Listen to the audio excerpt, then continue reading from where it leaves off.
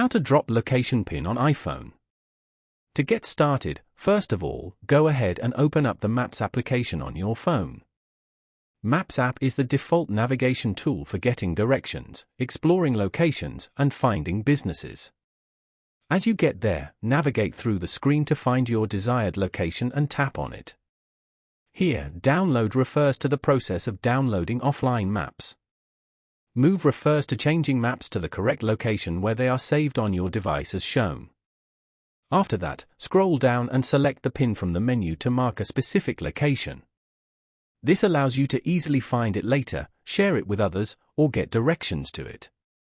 This way, you get an enhanced navigation experience with the app. Following these steps, you can easily drop the location pin on your phone. Thank you for watching. Please leave a like if this tutorial helped you, or leave a comment below if you have any questions related to the video.